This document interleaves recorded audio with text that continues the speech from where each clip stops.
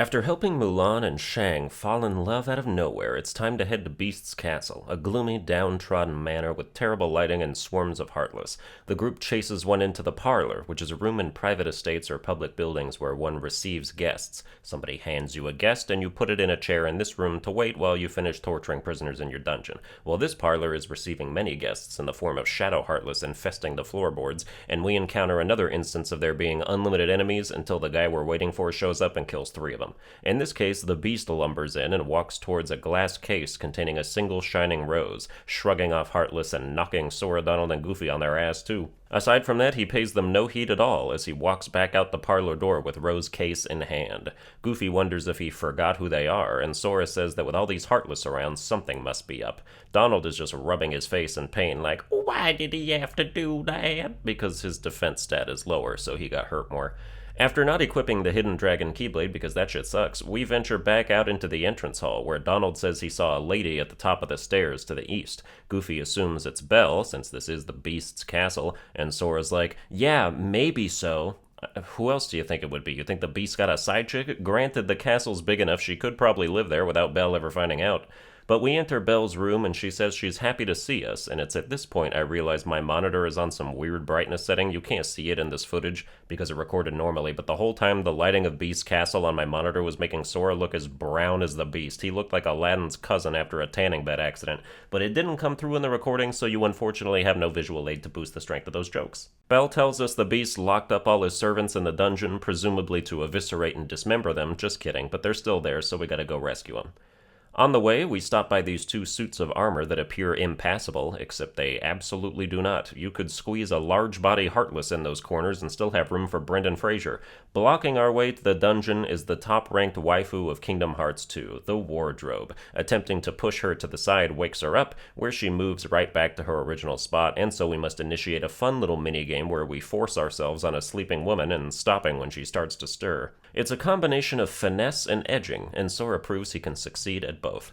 Eventually she's out of the way and decides to stay there, despite nothing having changed since last time we tried, and we introduce ourselves to her and say we're here to help her friends, yada yada. She tells of a curse put on the Beast and the servants by an enchantress that turned them into the way they are now, but she refuses to elaborate until we rescue her fellow household decorations.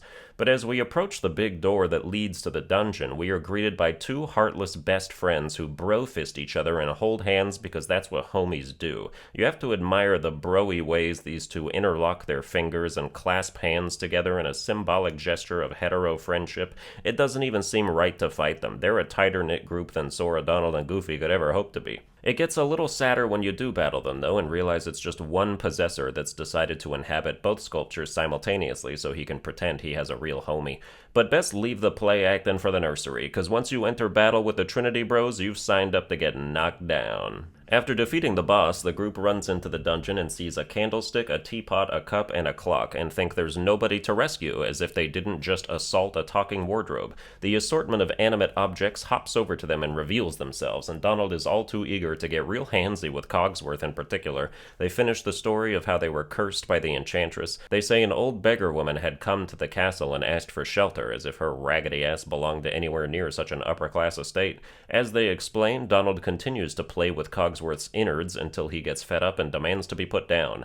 They say the master, aka the Beast, turned her away because of her meager appearance, to which Goofy's like, that's awful, feeling her pain since he ain't exactly a looker himself. I'm not letting a random homeless-looking chick into my damn castle either. What the hell? She might steal shit and pee on the floor. You know how many stories there are of people trying to help the homeless only to end up getting assaulted, robbed, or straight up murdered by them? Too many to start offering castles out here. They say the woman told the prince not to be deceived by appearances, but he still wouldn't let her in, because what the fuck is that supposed to accomplish? And then her ugliness melted away to reveal herself as a beautiful enchantress, as if that's supposed to be a gotcha moment. At that point, I'm even less inclined to let a bitch in. She literally just proved her untrustworthiness by revealing her own initial deceit. Also, people hear this story and take for granted that the beautiful version of her is her true form. It probably isn't. The Enchantress probably started out looking like a boil-ridden toad and learned shapeshifting magic to remedy that shit. No already beautiful Enchantress is like, let me learn a spell to make me ugly.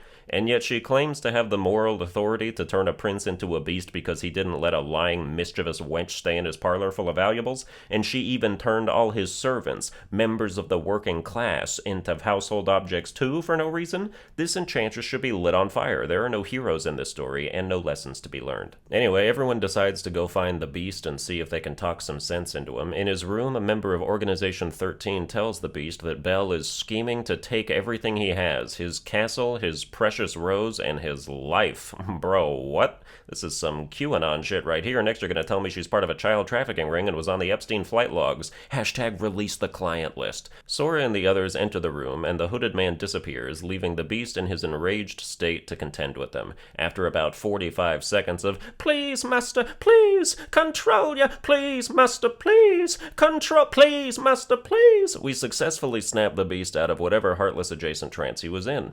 He doesn't seem to remember anything that occurred, and Donald says with tremendous effort, "Well, you put everybody down there in that dungeon." Goofy makes up some bullshit about how he probably did it to protect them from himself, subconsciously not wanting to hurt them, so okay, that makes it okay then. The Beast says the man in black is named Zaldan, and that he took all his sorrow and sadness, which are the same thing, and his pain, and turned them all into rage somehow. Is Zaldan the mood ring of the organization? Can he make insanity a sexually transmitted disease? The Beast suddenly remembers Belle, and laments how he's mistreated her and been so selfish, and everyone's still just on his side, trying to make him feel better, even though he could have slammed her against the wall or choked her out. The group endeavors to help him go make amends with Belle, so we travel across 3 state lines to get to the other side of this hulking castle to her room, only to find the talking wardrobe who says Belle went chasing after a man in black. Beast says, "Fuck! Why doesn't she do as she's told?" And nobody gets any bad vibes from that at all. In the ballroom, we see Belle running from a larger version of the Possessor Heartless that was trying to bro down in the dungeon, and we must destroy it as it inhabits random objects in the large open area, like the chandelier, the pillars, and even the windows. Once we take out the first phase, it transforms into a beastly creature all its own, which could have been the Beast's fate had he fully given in to the darkness. This Beast is way better, though, so I understand the temptation. After dispatching it for good, Zaldan appears and then disappears 2 seconds later. Sora and Goofy explain what Organization 13 is to the Beast, and that they wanted to turn him into a Heartless so they could command control of the nobody that would be created too. Belle comes back out from the terrace, and Beast apologizes to her, saying he wasn't himself. Belle catches a bad case of Stockholm Syndrome and says he doesn't have to apologize. Yeah, he does, ma'am. He abused literally everyone. The objects explain that the rose is special because if the Beast can learn to love and be loved in return before the last petal falls, the spell will be broken and everyone will transform back to normal, which would be a bummer for Belle since she's obviously a major furry. Also, this should have already happened. Belle is confirmed to love the Beast since at least Chain of Memories, where Maleficent analyzes her stolen heart and tells him she loves him straight up. So is the Beast the one afraid of commitment out here? Maybe Sora was right about his side chicks. Sora's Keyblade glows as per usual, and the rose on the complete other side of the castle lifts up as the catalyst, so I guess he doesn't even need to know what he's using to lock stuff up. The gang goes to leave and tells the Beast that if he hears or sees anything relating to the organization to let us know. How? You want him to fly through space and look for you? You don't get your Instagram smartphone till KH3, buddy, and I don't think the Beast can reach you with stationery and a quill. But Sora, Donald, and Goofy leave the Beast Castle, and the ship flies by itself back to Hollow Bastion. It turns out they were summoned by Merlin, who found an old book Sora might be interested in, with a certain bear on the cover. More on that in the next episode of Kingdom Hearts 2 with Jokes. Tell all your friends.